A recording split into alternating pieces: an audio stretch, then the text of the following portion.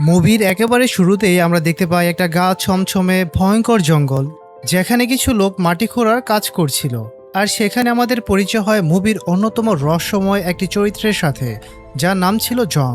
এই জং ছিল একজন অত্যন্ত দ্রুত এবং ভয়ঙ্কর মাপের শিকারী। আজকেও জং এই গভীর জঙ্গলে বিশাল বড় কোনো কিছুর শিকার করার জন্য এসেছে। কাজটা কতটা ডেঞ্জারাস সেটা বুঝতে পেরে সেখানে থাকা একটা লোক জং এর কাছে বেশি পারিশ্রমিক দাবি করে বসে।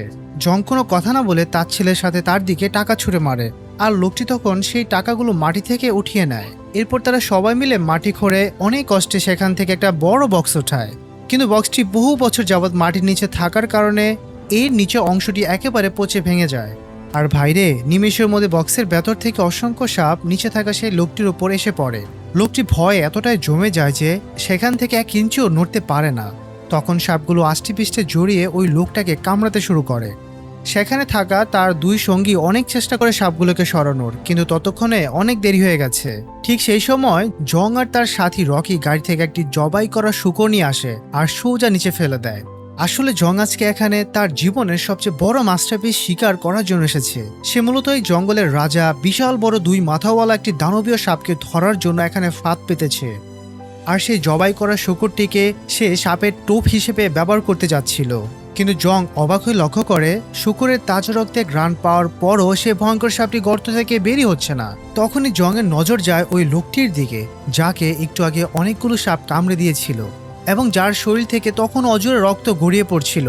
জং বুঝতে পারে এই বিশাল বড় সাপ ওই লোকটির তাজা রক্তে ঘ্রাণ পেয়ে আস্তে আস্তে গর্ত থেকে বেরিয়ে আসছে।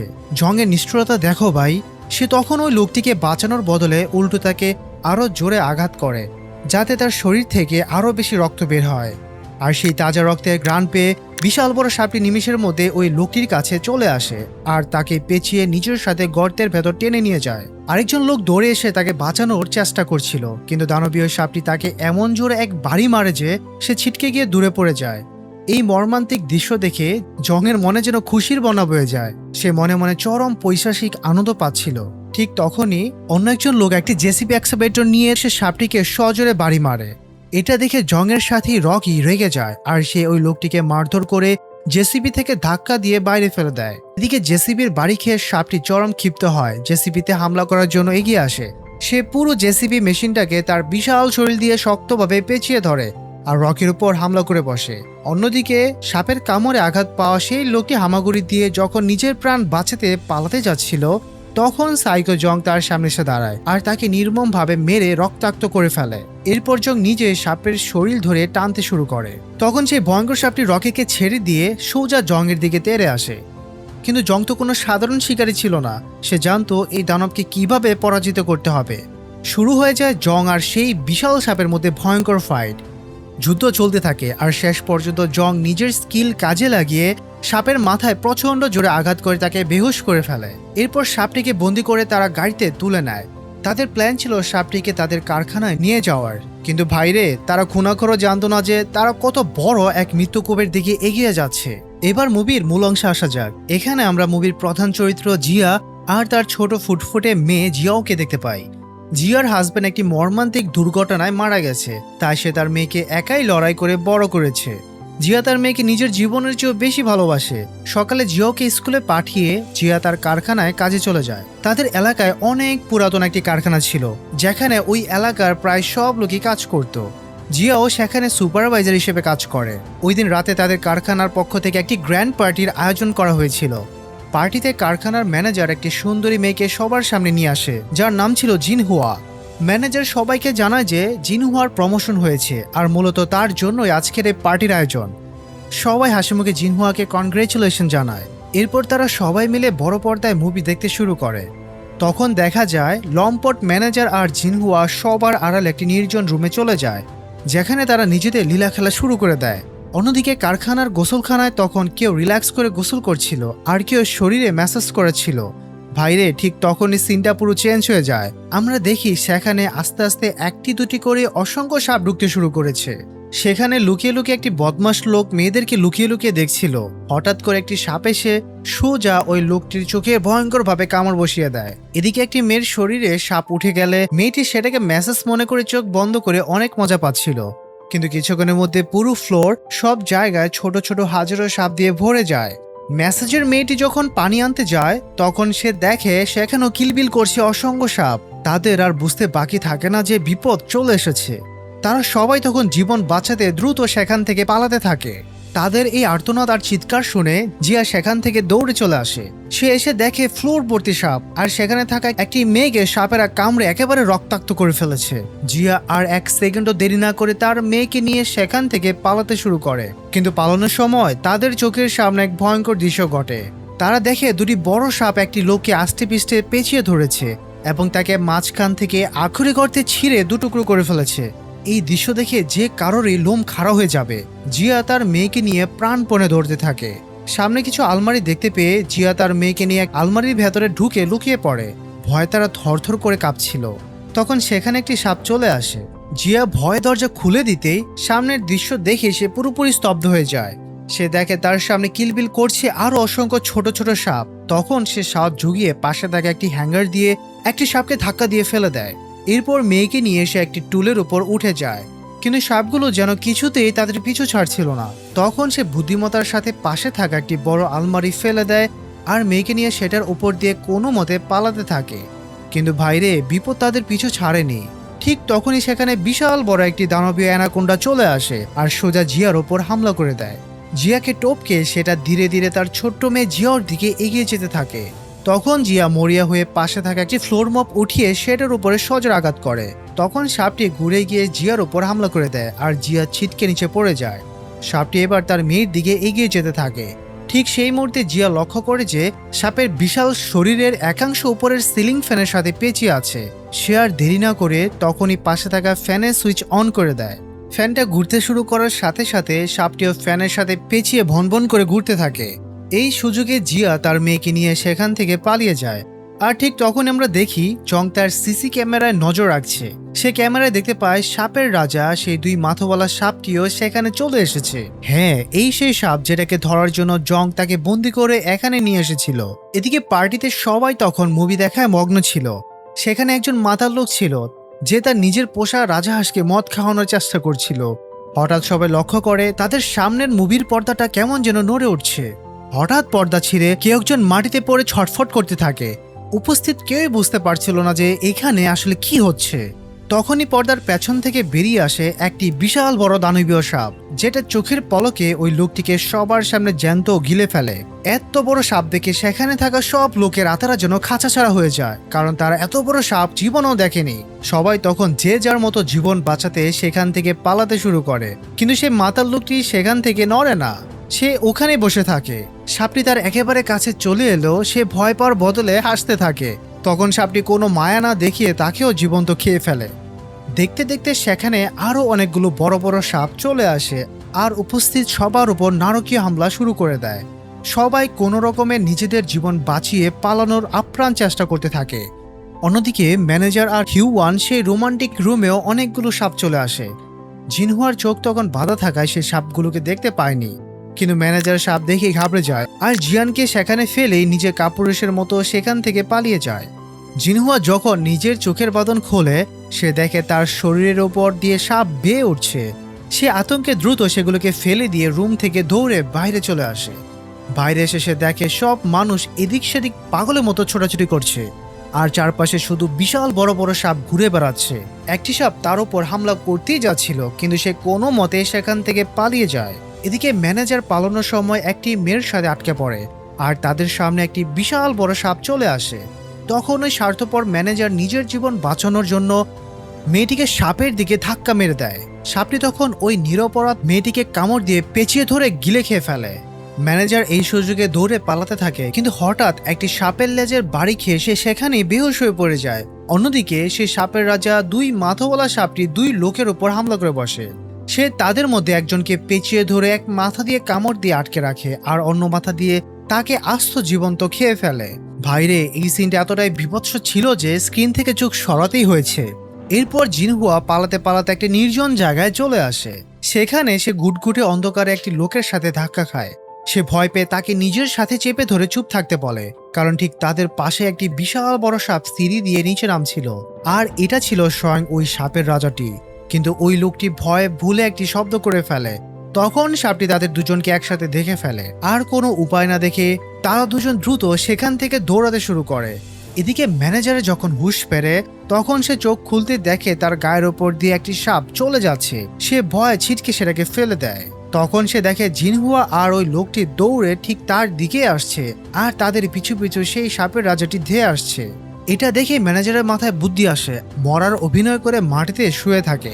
ঠিক সেই সময় সেখানে জং চলে আসে। অন্যদিকে দুই মাথাওয়ালা সাপটি তখন জিয়া আর বাকিদের দেখতে পেয়ে তাদের দিকে তেড়ে যায়। জিয়ার ঠিক পাশে একটি মেয়ে দাঁড়িয়ে ছিল। সাপটি সোজা ওই মেয়েটির ওপর হামলা করে দেয়। এই ধাক্কায় জিয়া ছিটকে গিয়ে দেওয়ালে সজোরে আঘাত খায়। তার মাথা ফেটে রক্ত বের হতে থাকে এবং সে নিচে পড়ে যায়। তার মেয়ে জিয়াও তখন সাহসের সাথে সাপটির উপর গুলতি দিয়ে পাথর মারে আর সেখান থেকে পালাতে থাকে। সাপটি তখন জিয়ার দিকে তেড়ে যায়। জিয়া মাটিতে পড়ে এসব কিছুই দেখছিল, কিন্তু তার শরীরে একটুকুও শক্তি অবশিষ্ট ছিল না যে সে তার মেয়েকে বাঁচানোর জন্য উঠে দাঁড়াবে।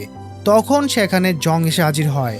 জং এই দৃশ্য দেখে মনে মনে অনেক খুশি হয়ে যায়, কারণ তার সারা জীবনের আশা এখন পূরণ হতে যাচ্ছে। জিয়া কাঁদতে কাঁদতে জংকে তার মেয়েকে বাঁচানোর জন্য অনুরোধ করে।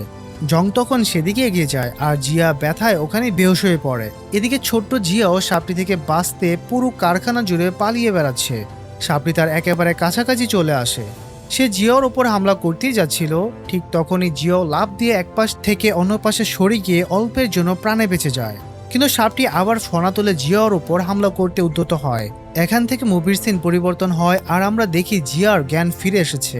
জ্ঞান ফিরতে সে পাগলের মতো সবার কাছে তার মেয়ের কথা জিজ্ঞাসা করতে থাকে, কিন্তু কেউ জানে না যে তার ছোট্ট মেয়েটা এখন কোথায় আছে। তখন জিয়ার কাছে একটি ছেলে এগিয়ে আসে।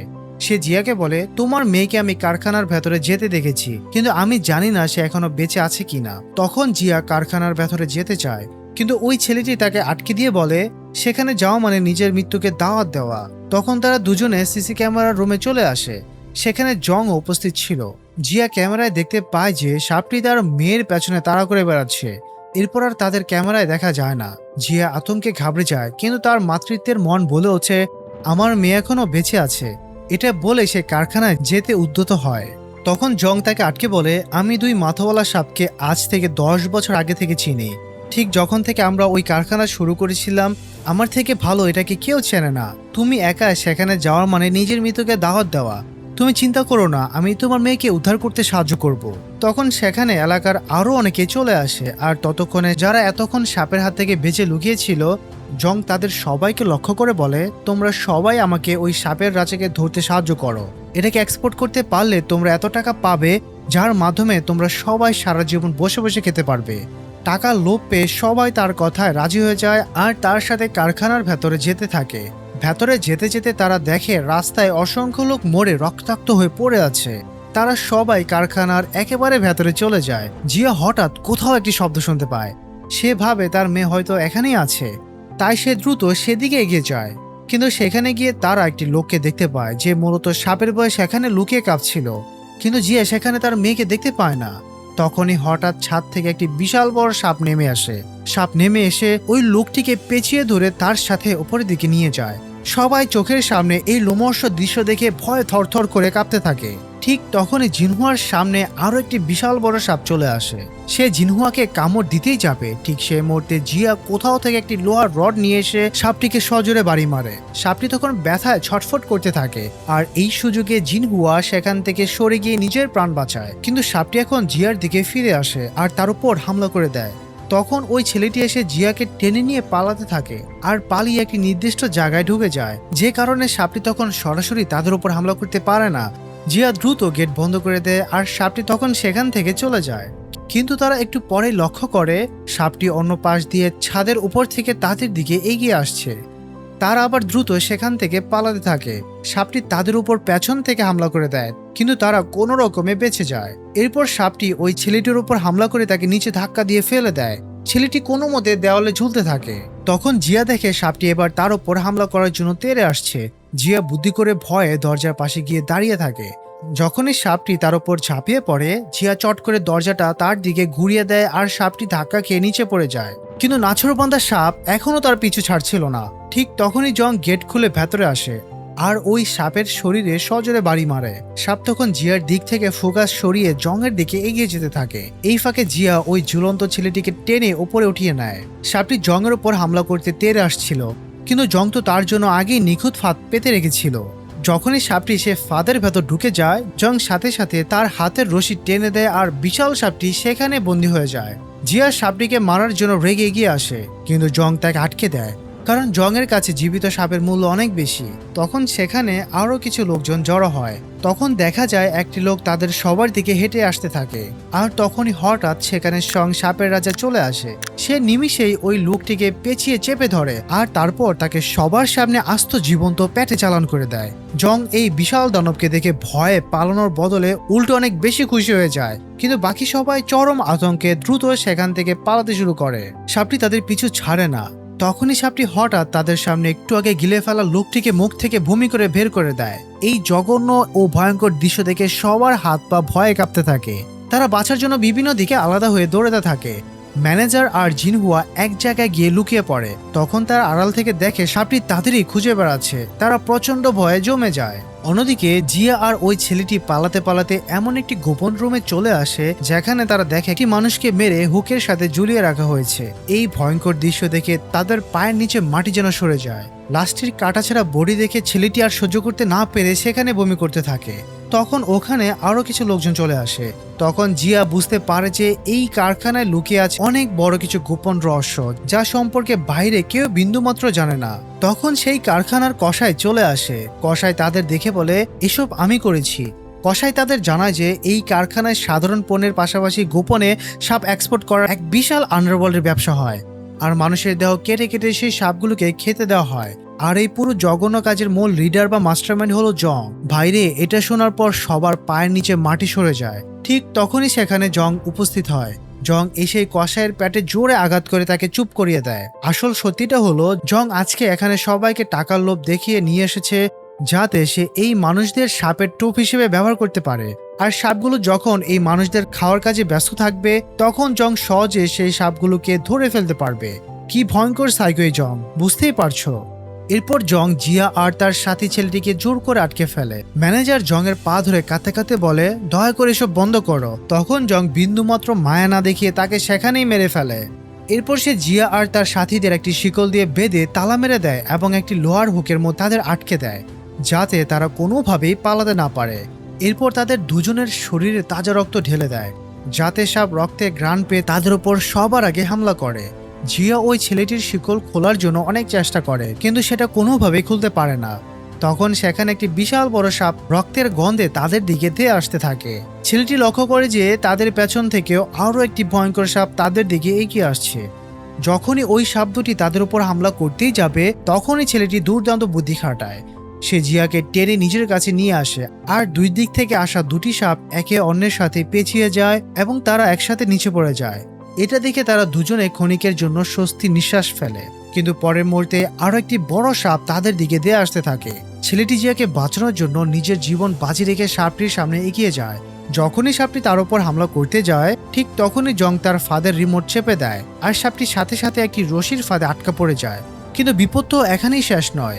অন্য পাশ থেকে আরো একটি বিশাল বড় সাপ তাদের দিকে তেড়ে আসে। তখন বাঁচার জন্য তারা দুজন দুই দিকে ছিটকে পড়ে। যখনই সাপটি জিয়ার উপর হামলা করতে যাবে, ঠিক তখনই ওই ছেলেটি নিজের জীবনের পরোয়া না করে জিয়ার সামনে চলে আসে, আর সাপটি নিমিষেই তাকে পেঁচিয়ে খেয়ে ফেলে।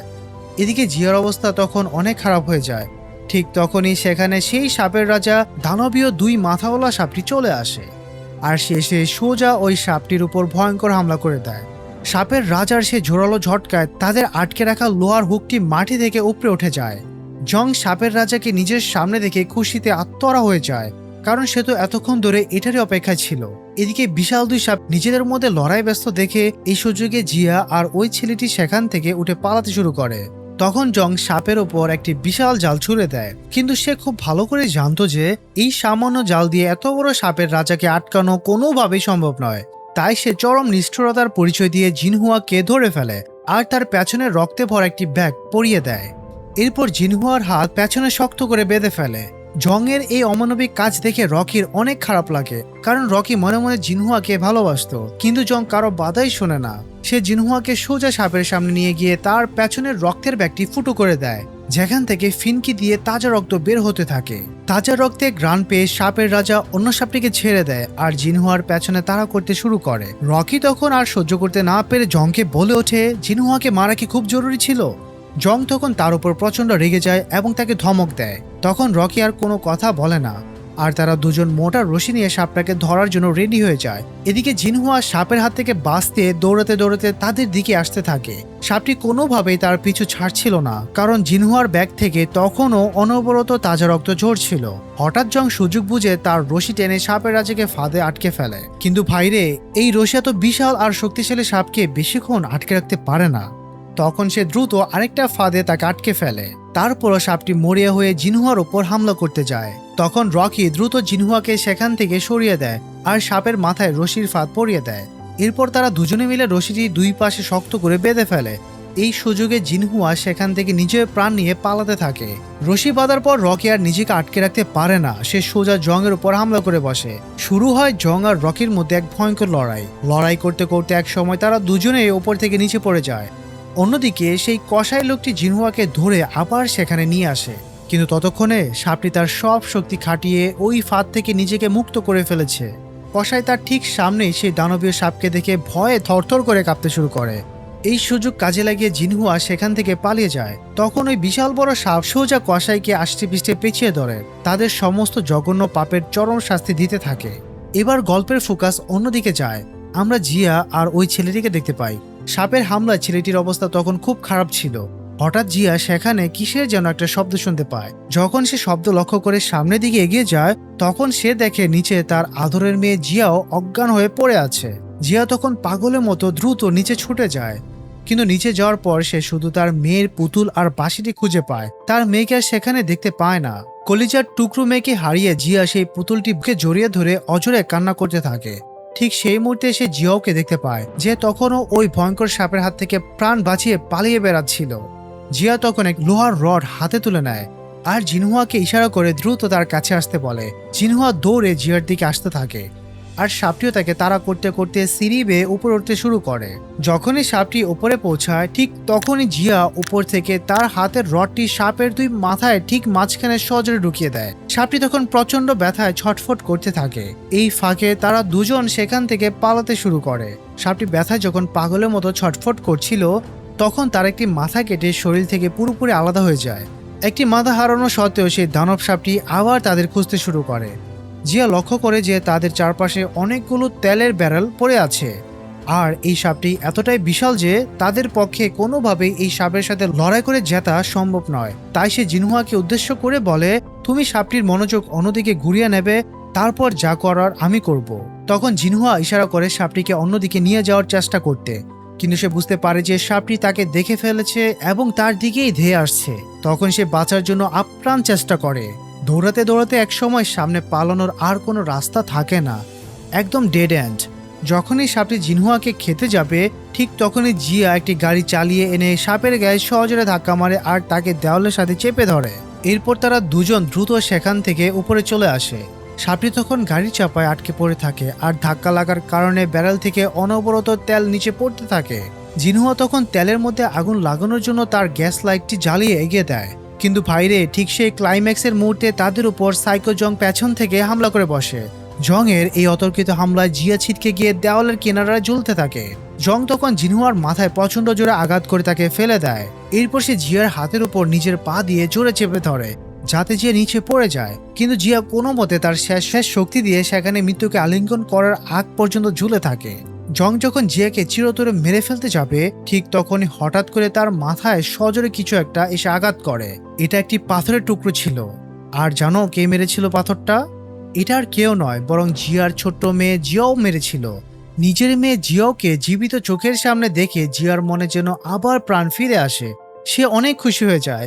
ঠিক তখনই জিনহুয়া তার শেষ শক্তি সঞ্চয় করে জং এর উপর ঝাঁপিয়ে পড়ে এবং জংকে জড়িয়ে ধরে সোজা উপর থেকে নিচে পড়ে যায়। এই সুযোগে জিয়া অনেক কষ্টে উপরে উঠে আসে। জিয়াও দৌড়ে তার মায়ের কাছে চলে আসে। মেয়েকে ফিরে পেয়ে জিয়া তাকে শক্ত করে জড়িয়ে ধরে অঝরে কাঁদতে থাকে। নিচে পড়ে জিনহুয়া অনেক কষ্টে জংকে শক্ত করে আটকে রাখে যাতে সে পালাতে না পারে। আর তারপর চরম স্যাক্রিফাইস করে নিজের জীবন বিসর্জন দিয়ে জিনহুয়া লাইটার দিয়ে সেই তেলের মাঝে আগুন জ্বালিয়ে দেয়। দাউ দাউ করে জ্বলে ওঠে আগুন। আর সেই ভয়াবহ আগুনে সেই দানবীয় সাপ আর সাইকো জংশ জিনহুয়া পুড়ে ছাই হয়ে যায়। অবশেষে মৃত্যুর মুখ থেকে জিয়া আর মেয়ে জিয়াও এবং ওই ছেলেটি, এই তিনজন নিজেদের জীবন বাঁচাতে সক্ষম হয়। আর এভাবেই চরম উত্তেজনা, রক্তপাত আর স্যাক্রিফাইসের মধ্য দিয়ে এই অসাধারণ মনস্টার সার্ভাইভাল মুভিটি সমাপ্তি ঘটে। তো এই ছিল আজকের মুভির এক্সপ্লেনেশন। যদি ভিডিওটা ভালো লেগে থাকে তবে অবশ্যই একটি লাইক দিবে আর সাবস্ক্রাইব করতে পারো নতুন ভিডিও সবার আগে দেখার জন্য। তো দেখা হচ্ছে পরের ভিডিওতে, ততদিন ভালো থাকবে, সুস্থ থাকবে, আল্লাহ হাফেজ।